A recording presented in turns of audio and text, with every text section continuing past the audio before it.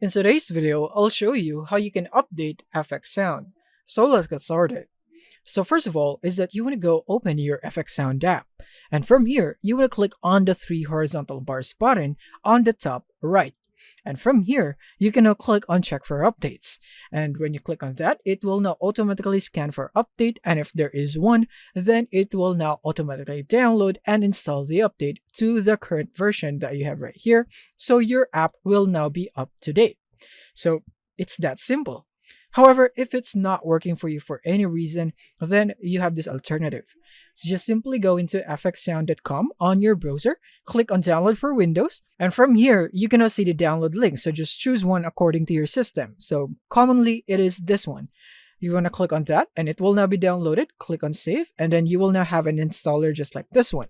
So you just want to run that and it will now install the latest version of FXSound on your device.